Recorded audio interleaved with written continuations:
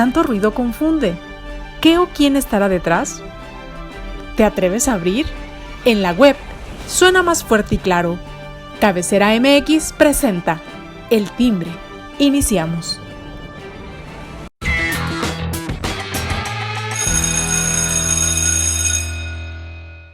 ¿Qué tal, amigos? Muy buen día, me da mucho gusto saludarlos. Ya estamos aquí en El Timbre y con el gusto y el placer de que nos acompañen y sobre todo que se suscriba y le dé like a las redes sociales de Cabecera, donde usted podrá recibir toda la información que se genera momento a momento, minuto a minuto, en cada momento que ocurra algo. Cabecera le estará informando debidamente a través de sus redes sociales. Le invitamos a que le dé like.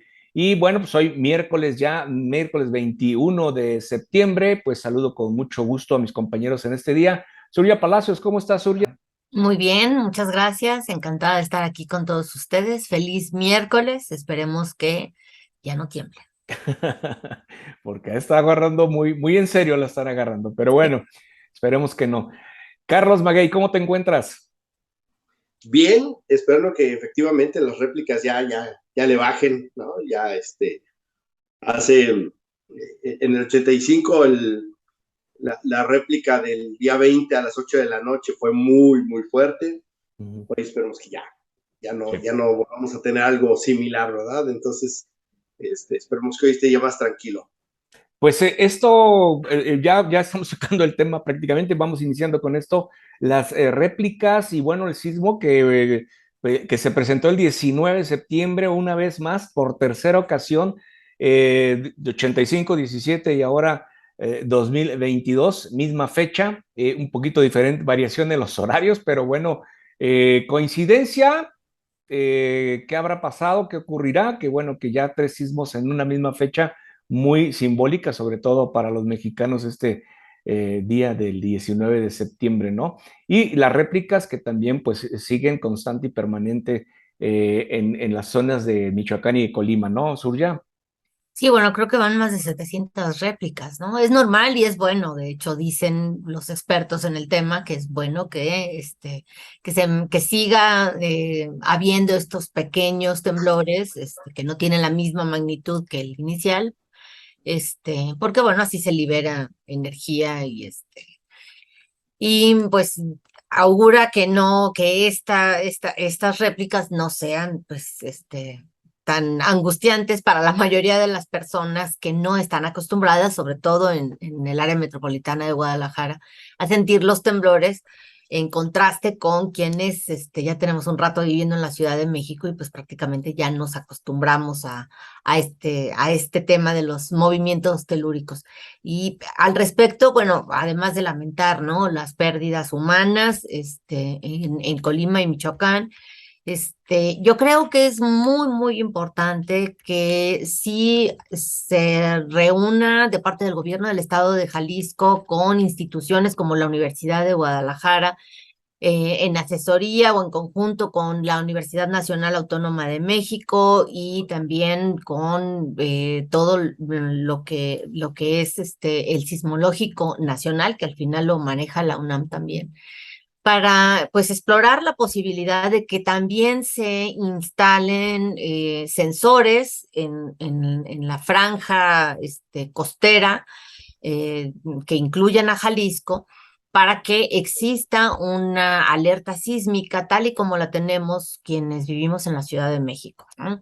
Digo, la historia de la alerta sísmica es larga, ya tiene acá pues al menos 20 años, aunque las investigaciones para instalar los sensores en la costa de Oaxaca, en la costa de Guerrero también y en Michoacán, creo que también tienen una parte de Michoacán. Pues empezó después del temblor de 1985, ¿no? Entonces tardó la investigación. De hecho, ha habido científicos, autoridades de Japón que vinieron a ver el caso de éxito de la Ciudad de México, porque cada que tiembla en esta parte de la costa del Pacífico, los sensores envían por radio el aviso y suena la alerta sísmica y nos da un minuto minuto más o menos, para salir del lugar en donde nos encontremos, y después de que uno ya sale, con este lapso de 60 segundos, es cuando empieza a temblar. Y eso ha creado una gran cultura de prevención, de protección civil entre los capitalinos, y creo que que me parece que es importante que esto pudiera replicarse en Jalisco, específicamente, no solo en la costa, porque bueno, también en este temblor del lunes en Puerto Vallarta resultó, pues también con algunos inmuebles afectados, sino sobre todo el área metropolitana de Guadalajara. Creo que, sobre todo porque no están acostumbrados, muchas personas, realmente se quedaron muy angustiadas. En Guadalajara, nuestros familiares seguramente están preocupados precisamente porque, bueno, o sea, normalmente en Guadalajara pues, no estábamos tan habituados, ¿no? A este tipo de fenómenos naturales que al final, bueno, no se pueden predecir. En este caso, como dices, Alberto, las 3 fechas, pues sí, es la misma fecha en 3 años distintos, 85, 2017 y ahora 2022, pero hay que también destacar que son epicentros diferentes, los tres son distintos, ¿no? Así que, bueno, a decir de expertos del Sismológico Nacional, pues esto es simplemente una coincidencia lamentable, pero al final es una cuestión de suerte prácticamente, porque ni siquiera la ciencia tiene una explicación fehaciente al respecto. Pero creo que en este tema, sí, habría que pensar que también ya en Guadalajara se necesita una alerta sísmica similar como la que tenemos en la Ciudad de México. Esto, bueno, pues también algo fortuito, ¿no? El que se den, y bueno, como dicen los expertos, mientras más cerca, más se siente, ¿no? Más cerca del epicentro, pues más se impacta el sismo, ¿no? Carlos, tú comentabas ahí en el chat que hacía falta revisar estos protocolos, pero también estos simulacros ya se han vuelto más una chorcha, ¿no? Sí, de hecho, en Jalisco yo tengo 23 años viviendo aquí y me parece que siempre han sido simulacros de mentiritas. Tengo incluso la impresión de que en Ciudad de México ya también han perdido mucha de la fuerza. Quienes vivimos el temblor del 85 en la Ciudad de México, recordamos que los simulacros eran 2, 3 veces por semana, eran sin avisar. Es decir, nada de que mañana a las 12:15 todo el mundo guarde sus cosas, sálgase al Oxxo con tiempo, baje las escaleras, póngase tenis y trae zapatillas, no, o sea, que esa es la chorcha de los simulacros, ¿no? No son simulacros que te enseñan a reaccionar en tiempo real o como sucedería cuando estuviera en una crisis de verdad. Te avisan hoy la hora, lo que sucede es que la gente se sale antes, se prepara, cierra, guarda su celular, guarda sus cosas, y los simulacros del 85 al 90, o incluso más, eran sin avisar. De repente sonaba, y no eran uniformes en toda la ciudad, las escuelas tenían obligación de hacerlo cada cierto tiempo, sin notificarle a sus alumnos a qué hora iba a ser, y eso te generaba justamente una preparación distinta, ¿no? Sabías cómo te tenías que levantar, cómo tenías que caminar, sabías conducirte de manera que no estabas esperando, preparado, ya listo. Y eso es lo que no vemos actualmente en los simulacros en México. Ya no hablemos nada más de Jalisco. Incluso el hecho de que te avisen en la Ciudad de México, va a ser a tal hora, van a sonar las alertas. Y justo eso es lo que no debería ser. Cada edificio de gobierno, las escuelas, las instituciones privadas, deberían tener la obligación de hacer una serie de simulacros cada cierto tiempo, insisto, sin avisar, para que la gente pueda estar prevenida en una situación real, ¿no? Porque no sucede con eficacia que quisiéramos. Para nuestra fortuna, fueron pocas las muertes, no menosprecio a las personas que perdieron la vida, pero claro que pudo haber sido peor, ¿no? Si hubiéramos estado en otras condiciones. Pero fíjate que respecto de la alerta sísmica, me llama la atención el comentario de Surya, porque no es la primera vez que lo escucho. La situación en la Ciudad de México es sui generis, precisamente porque el 90% de los movimientos telúricos vienen de Oaxaca y Guerrero, y te da 90 segundos más o menos para prevenir que un movimiento más o menos fuerte, una vez que se registra en Ciudad de México, perdón, en las costas de Guerrero y Oaxaca, llegue entre 90 y 60 segundos en lo que llega el movimiento a la Ciudad de México. Pero es muy importante decirlo que no es un sistema automatizado, es decir, el aviso sí es automatizado, todos los avisos están llegando, pero constantemente están llegando, es decir, al día llegan muchísimos avisos. La diferencia es que hay una persona, una persona quien decide si toca o no toca las alertas. No es un sistema automatizado que todos, después de cierto grado, se anuncia. Es una persona que, bajo cierto entrenamiento, decide si avisa o no avisa. Y en Jalisco los temblores son mucho menos predecibles, es decir, el temblor nos daría mucho menos tiempo, casi siempre corresponden a esta zona de la costa, es decir, Tecomán, Colima, Nayarit, Michoacán, y el tiempo de llegada de allá para acá del movimiento tardaría a lo mejor 15, 20 segundos, que apenas le tocaría a la persona encargada de hacer el anuncio de decidir si activa o no activa. Entonces, quizá el tiempo no sea tan, digamos, no es una ganancia trascendente. Sin embargo, creo que, como bien lo dice Surya, tiene que ser una discusión que se dé entre las personas especialistas.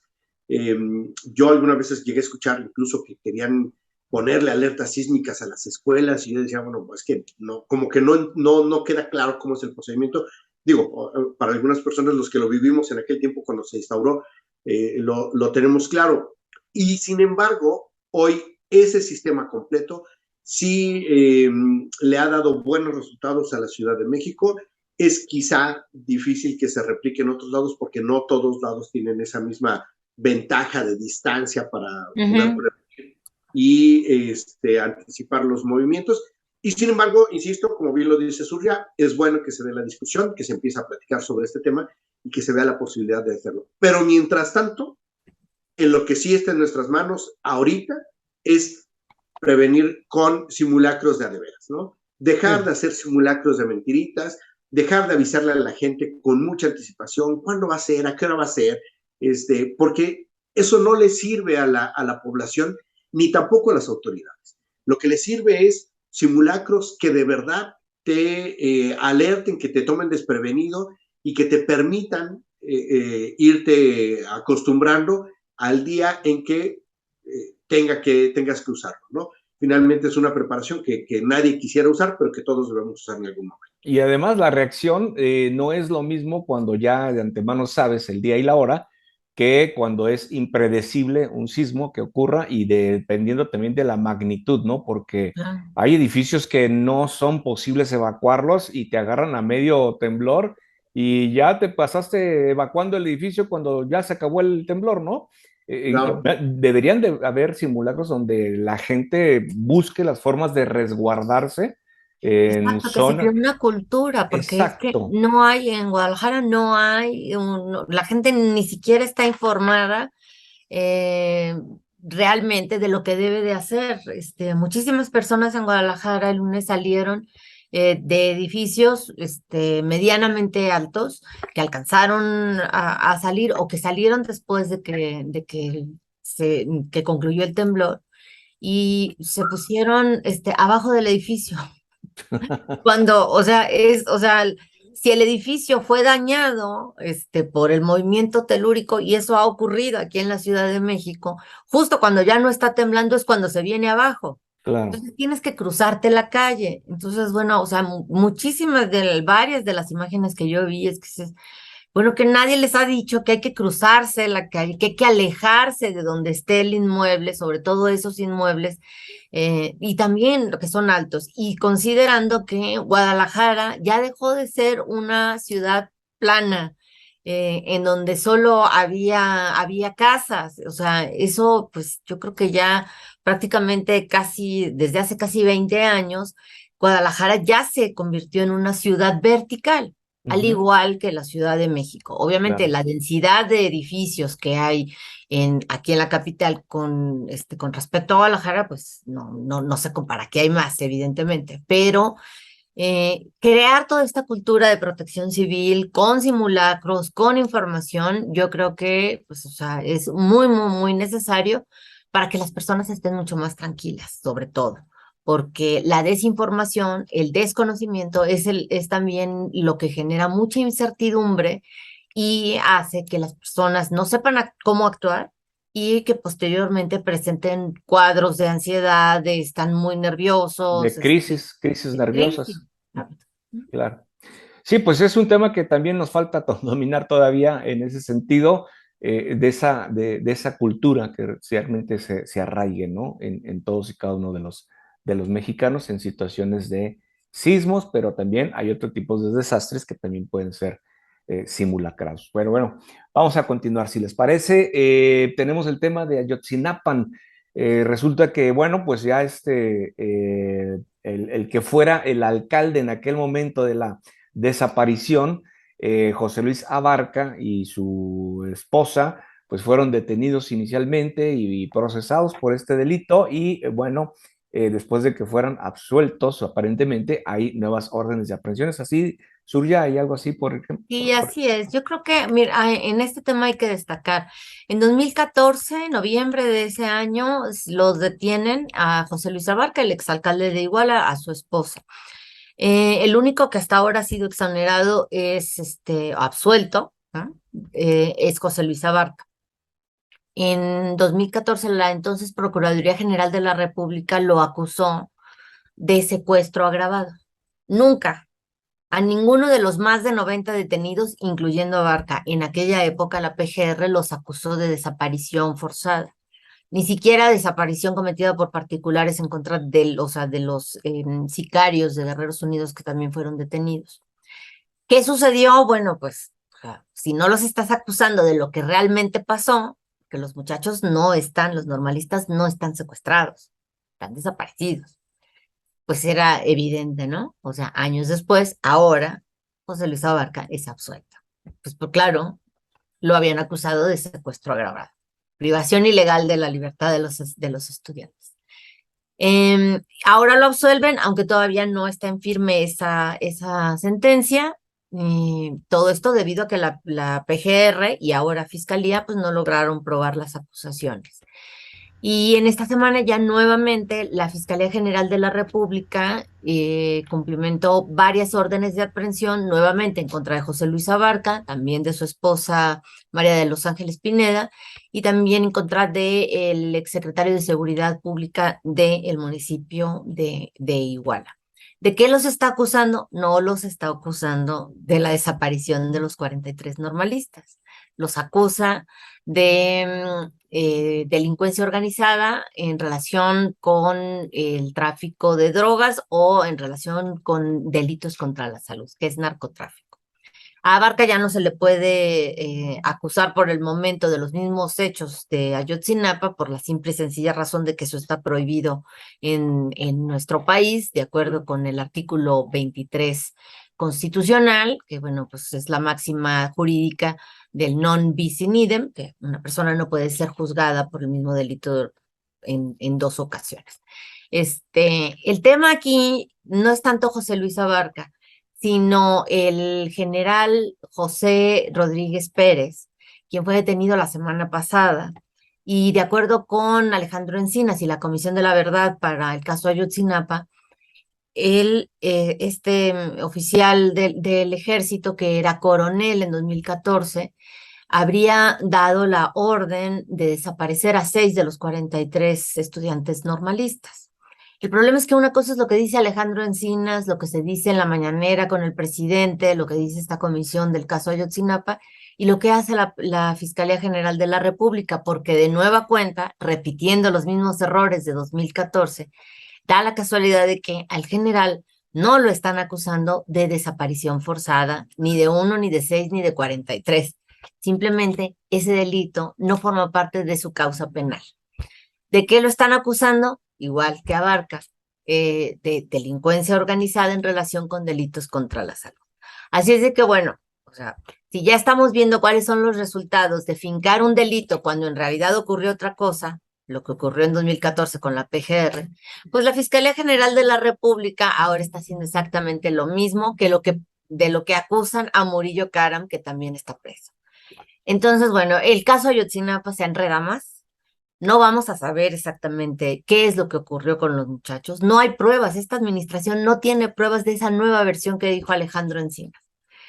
Entonces, ¿qué esperar? Bueno, casi 8 años de plena impunidad. Pues no hay delito, no hay, sí hay delito, mas no hay culpables, no hay un responsable por ello y ahí nos la vamos a llevar y la verdad histórica pues de nada servirá. Carlos Maguey. De hecho, justo ese es el punto que intenta crear, como bien nos lo dice Surya, el gobierno federal en este momento. Lo que intenta es crear una nueva verdad histórica. La de Murillo Karam, que era poco creíble para muchos, la cambian por una que le suena más lógica a la gente, pero no se va a quedar más que en eso, en un dicho, porque no habrá forma de comprobarla. ¿Cuál es la única virtud de esta nueva versión?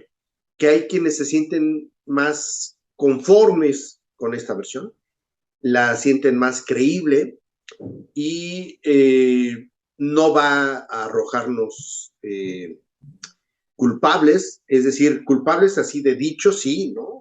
Nos dirán fue fulano, mengano, ya nos los enumerarán, pero no habrá un sancionado, no habrá alguien que legalmente, a quien legalmente se le compruebe que fue el que lo causó, no habrá alguien que pague por ese delito, pagarán por otros, ¿no? Le sacarán infracciones que debían ahí de tránsito, si tú quieres, y lo que se te ocurra, pero no van a pagar por este delito. Porque justamente ya queda fuera de sus manos y todo el mundo sabe que los Abarca efectivamente podrían haber tenido ese lazo y esto se convirtió en un problema federal y eso es muy interesante. Se convirtió en un problema federal cuando debió haber sido contenido desde el principio como lo que era un asunto local en Iguala, que a lo mejor tenía que ver con algunas cuantas autoridades federales, pero no era que todo el gobierno federal estuviera involucrado. Y al final fue el gran tema que marcó al gobierno de Peña Nieto.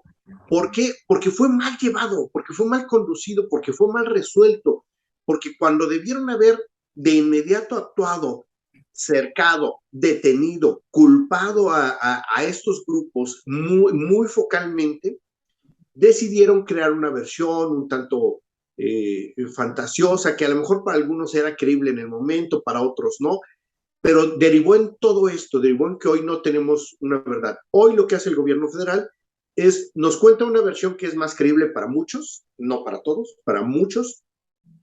Pero sin pruebas. Pero sin pruebas, como bien nos lo dice Surya. ¿Qué va a pasar?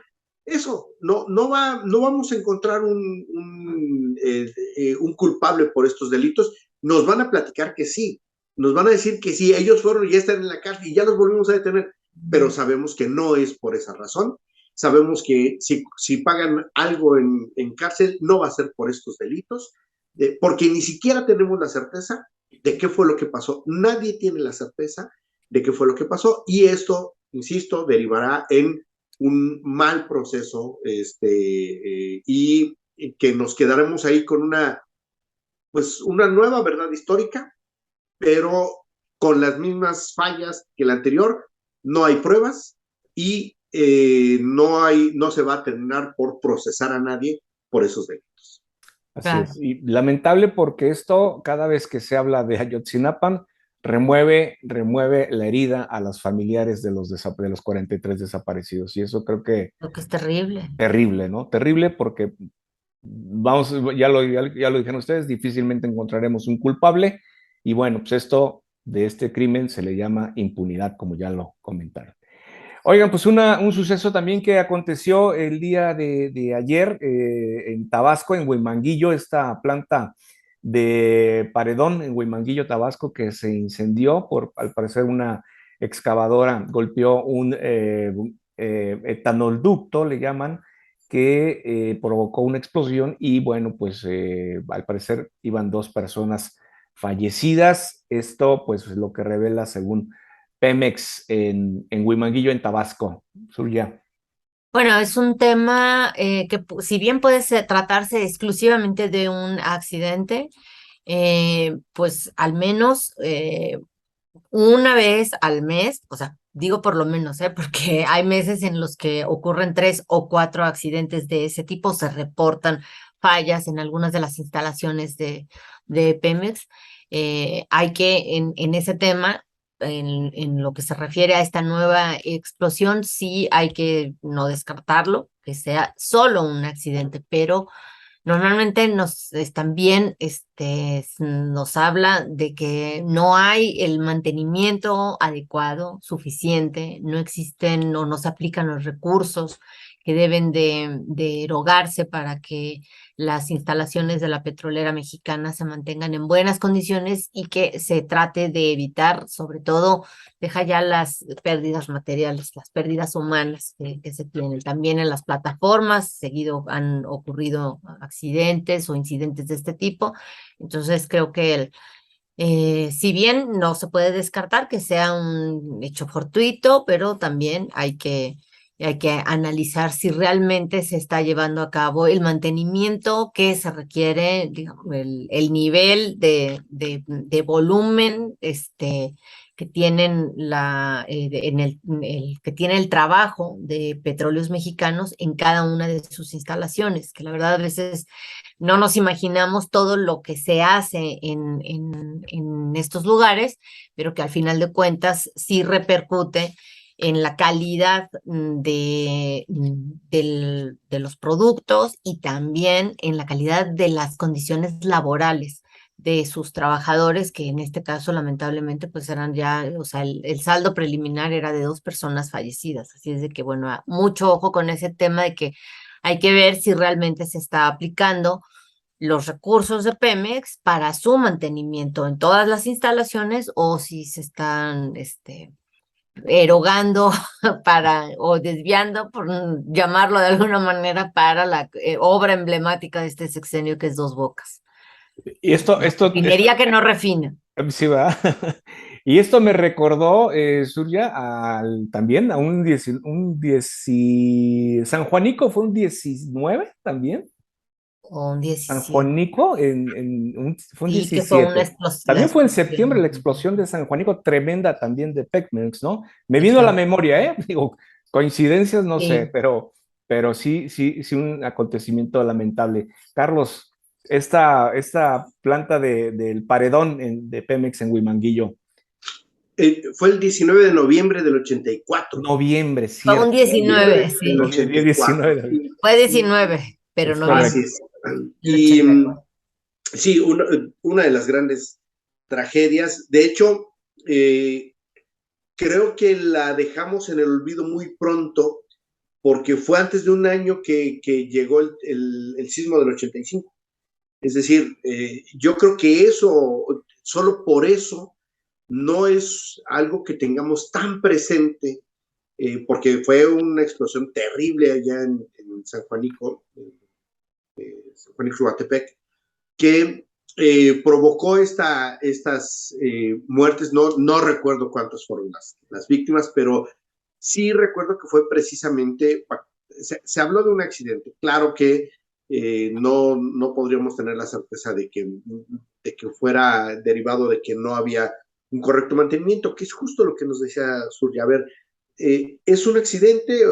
Porque pueden pasar, claro, uno entiende. Más de 500 muertos. Pero uno tendrá la duda, ¿fue un accidente el de esta ocasión, de estos 2 muertos, o es una negligencia? Y la negligencia habitualmente va por 2 partes, por la autoridad y por otro lado, por el sindicato.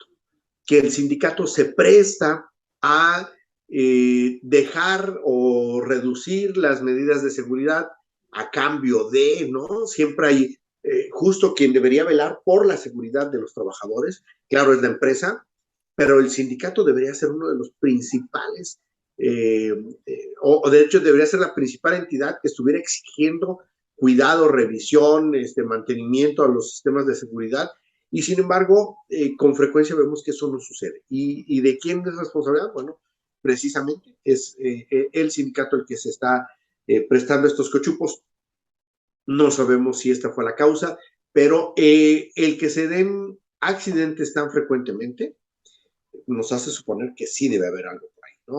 No es, me parece que la incidencia de accidentes es muy alta, como para que lo dejemos simplemente en que todos son casos fortuitos. Creo que efectivamente son tantos que se debería hacer una revisión, y yo insisto mucho en esa parte. El sindicato debe estar prestándose a dejar de invertir en seguridad y destinarlo a otras cosas, porque si bien es cierto, nos dice Surya, a lo mejor se está yendo a dos bocas, pues sí, pero seguramente una parte muy importante se va al sindicato también, ¿no? Para que se quede calladito, para que los líderes puedan seguir dándose la vida que les enseñó a darse Romero de Champs, y que puedan ellos enriquecerse a costa de los trabajadores, que son los que de veras se la rifan y exponen sus vidas.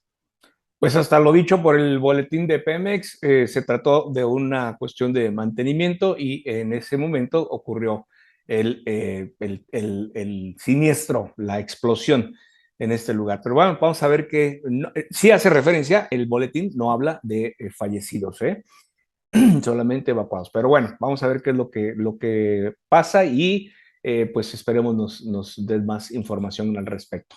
Pues con esto llegamos al final del programa. Gracias, Surya, gracias, Carlos, gracias a usted por acompañarnos. Yo lo espero aquí, recuerde, el próximo viernes. Que tengan una semana excelente. Cuídense. Hasta entonces.